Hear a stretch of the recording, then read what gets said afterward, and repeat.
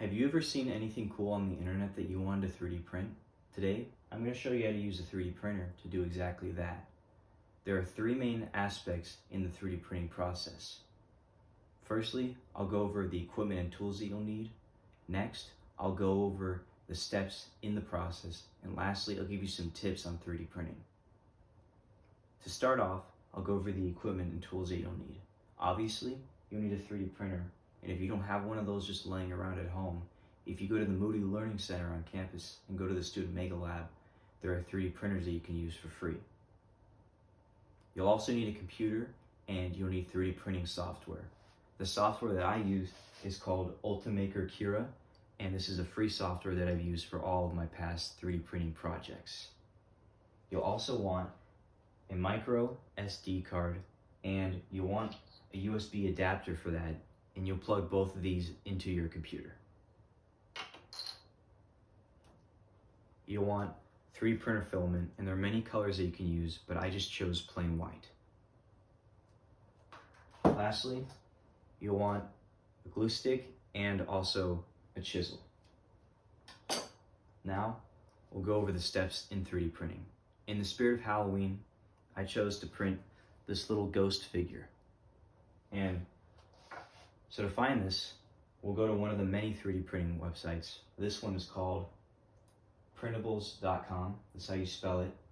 And so we'll search for this on the internet, and this will be the main page. And right here, we'll find our little ghost.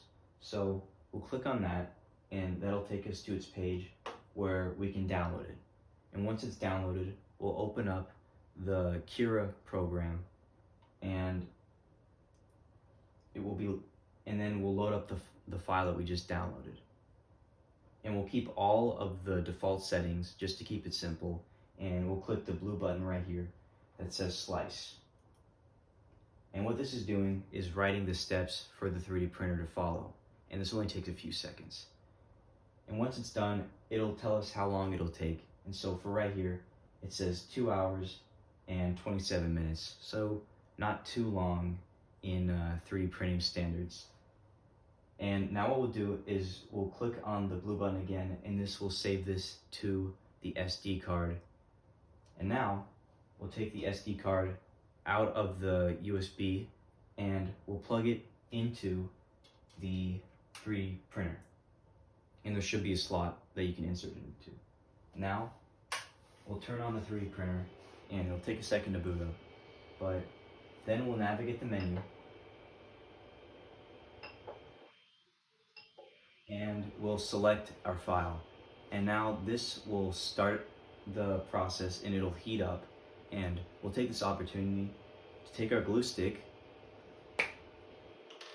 and just put a light layer of glue on the center where the object will be printed. Now this is to ensure that the plastic will stick to the surface and won't ruin the print. And I would recommend for the first 5 to 10 minutes, you just watch the print just to make sure that nothing goes wrong. And then if you have the opportunity, check back on it every hour or two just to make sure nothing went wrong. But once it's finally done, you'll want to turn off the printer, and you'll take your chisel and you'll carefully remove the object just like this.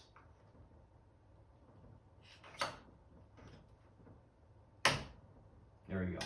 It might take a little bit of effort, but you just want to be careful. And then after that, you want to remove any extra plastic, and you'll want to wipe off any glue that's on the surface just to keep it clean. But then when all said and done, you should have a completed figure just like this. Now, I'm going to go over some tips that you can use to improve your 3D printed object. And a lot of this is going to be done within the software itself, so it might get a little advanced. But what you can do is you can improve the quality, but this will make the print take longer. And you can also improve the size. You can increase the size or decrease it, and decreasing the size of the object will make the print faster. So if you're not as patient like I am, you can make it smaller and it'll be much faster. Also, you'll want to keep your 3D printing filament in some type of airtight container, since humidity can decrease the quality of it.